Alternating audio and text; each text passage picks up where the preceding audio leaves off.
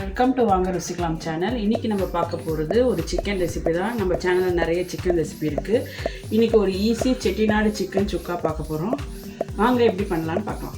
இந்த செட்டிநாடு சிக்கன் சுக்காவுக்கு ஒரு 1/2 kg chicken வாங்கி நல்லா உப்பு மஞ்சள் போட்டு வாஷ் பண்ணி எடுத்திருக்கேன். இந்த சிக்கன் சுக்கா செய்யறதுக்கு ஒரு இரும்பு கடாய் எடுத்துக்கோங்க. இரும்பு கடாயில் செஞ்சால் ரொம்ப நல்லா வரும். இதில் ஒரு 3 குழிக்கரண்டி எண்ணெய் ஊற்றிருக்கேன். எந்த எண்ணெய் வேணால் யூஸ் பண்ணிக்கலாம். எண்ணெய் நல்லா காஞ்ச உடனே 1 டேபிள் ஸ்பூன் சோம்பு சேர்த்துக்கோங்க. சோம்பு நல்லா பொரியட்டும். கொஞ்சமாக கருவேப்பிலை சேர்த்துக்கிறேன். ஒரு 4 பச்சை மிளகா பாதியை கட் பண்ணி போடுறேன். இப்போ பச்சை மிளகா நல்லா பொரிஞ்சிடுச்சு. நான் 2 பெரிய வெங்காயம் சேர்த்துக்கிறேன். 2 பெரிய வெங்காயம் சேர்த்து நல்லா வதக்கணும். 2 பெரிய வெங்காயம் சேர்த்துட்டேன். இப்போ நல்லா இது வதங்கட்டும். நல்லா ஃப்ரை பண்ணுங்கள். வெங்காயம் வதங்கும் போதே இந்த டிஷ்ஷுக்கு தேவையான உப்பு சேர்த்துக்கிறேன். வெங்காயம் இந்த அளவுக்கு வதங்கின அப்புறம் நல்லா கொஞ்சம் கோல்டன் ப்ரௌன், ரொம்ப கோல்டன் ப்ரௌன் ஆகுவானா மீடியமாக வதங்கின அப்புறமா 2 தக்காளி, மீடியம் சைஸ் தக்காளி சேர்த்துக்கோங்க. அதையும் நல்லா வதக்குங்க. இப்போ வெங்காயம் தக்காளியெல்லாம் நல்லா வதங்கிடுச்சு. இப்போ நான் சிக்கன் சேர்த்துக்கிறேன்.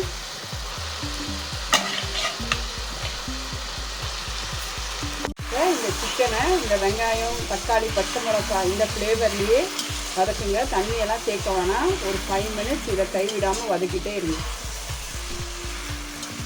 பாருங்கள், இப்போ 5 minutes நான் வதக்கிட்டேன். இப்போ என்ன ஆகும், இதுலேருந்து தண்ணியெல்லாம் பிரிஞ்சு வரும். ஸோ இப்போ நம்ம தண்ணியே சேர்க்க வேணாம். இதை லிட்டு போட்டு ஒரு 5 minutes இது வேகட்டும். மீடியம் ஃப்ளேம்லேயே வைங்க.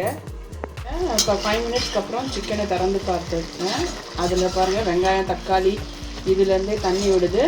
இன்னும் ஒரு 5 minutes வேகட்டும். இதுலேருந்து எண்ணெய் பிரிஞ்சு வர வரைக்கும் அப்பப்போ நீங்கள் திறந்து கிளறி விடுங்க. இப்போ திருப்பி க்ளோஸ் பண்ணிடலாம். இப்போ பாருங்கள், சிக்கன்லேருந்து ஆயிலெலாம் பிரிஞ்சு வருது. தண்ணியெல்லாம் கொஞ்சம் கொஞ்சமாக சுண்டிடுச்சு. இப்போ நம்ம ஸ்பைஸ் பவுடர்ஸ் எல்லாம் சேர்த்துக்கலாம். இஞ்சி பூண்டு பேஸ்ட்டு ஒரு 2 டேபிள் ஸ்பூன் சேர்த்துக்கிறேன். இது கொஞ்ச நாள் வதக்குங்க. இஞ்சி பூண்டு பேஸ்ட்டு 2 நிமிஷம் வதக்கிட்டேன். இப்போ ஸ்பைஸ் பவுடர்ஸ் சேர்த்துக்கலாம். ஃபஸ்ட்டு தனியாத்தூள் 2 டீஸ்பூன் சேர்த்துக்கிறேன். மிளகு 1 டீஸ்பூன் சேர்த்துக்கோங்க. இது செட்டிநாடு சுக்கானால மிளகு தான் நிறைய இருக்கணும். அதனால் மிளகுத்தூள் 1 டீஸ்பூன். சில்லி பவுடர் ஒரு 1/2 டீஸ்பூன் சேர்த்துக்கோங்க. கரம் மசாலா ஒரு 1 டீஸ்பூன் சேர்த்துக்கோங்க. நம்ம இதில் வெறும் சோம்பு தான் சேர்த்துருக்கோம். பட்டை லவங்கம் எதுவும் சேர்க்கல. ஸோ அதனால் கரம் மசாலா 1 டீஸ்பூன் சேர்த்துக்கோங்க. சீரகத்தூள் ஒரு 1/4 டீஸ்பூன் சேர்த்துக்கோங்க. இப்போ இதெல்லாம் நல்லா கலரி விடுங்க.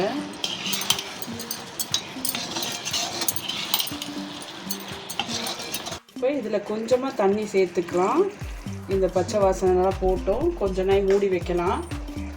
ஒரு 5 minutes சிம் பண்ணிவிட்டு மூடி வைங்க. நம்மளுடைய செட்டிநாடு சிக்கன் சுக்கா சூப்பராக ரெடி ஆகிடுச்சு. ஆயிலெலாம் பிரிஞ்சு வந்துடுச்சு. நம்ம சிக்கன் நல்லா வெந்து வந்திருக்கு. இப்போ கடைசியாக கருவேப்பிலை கொத்தமல்லி நிறைய சேருங்க. இது ஃப்ளேவர் கொடுக்கும். இதுக்கு கொத்தமல்லி சேர்த்துட்டு ஒரு நிமிஷம் அப்படியே மூடி வச்சிடலாம். இதோடைய ஜூஸஸ்லாம் இதில் இறங்கினா இன்னும் நல்ல ஒரு ஃப்ளேவர் கொடுக்கும். இப்போ ஒரு 2 minutes ஆகிடுச்சு. இந்த கருவேப்பிலை கொத்தமல்லிலாம் பாருங்கள், சூப்பராக நல்லா ஃப்ளேவரோடு நல்லா வந்திருக்கு நம்ம செட்டிநாடு சிக்கன் சுக்கா. இப்போ நான் இதை பிளேட்டிங் பண்ணிடுறேன். நம்மளுடைய செட்டிநாடு சிக்கன் சுக்கா ரெடி ஆகிடுச்சு பாருங்கள். நான் பிளேட்டிங் பண்ணிட்டேன். சூப்பராக வந்திருக்குங்க டேஸ்ட்டு.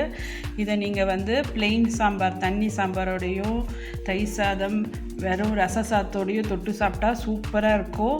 தோசை இட்லி கூடவும் நல்லாயிருக்கும். இந்த செட்டிநாடு சிக்கன் சுக்கா சூப்பராக இருக்குது. நீங்களும் ட்ரை பண்ணுங்கள். நம்ம சேனலை இது வரைக்கும் சப்ஸ்கிரைப் பண்ணாதவங்களாம் சீக்கிரம் சப்ஸ்கிரைப் பண்ணுங்கள். தேங்க்ஸ் ஃபார் வாட்சிங்.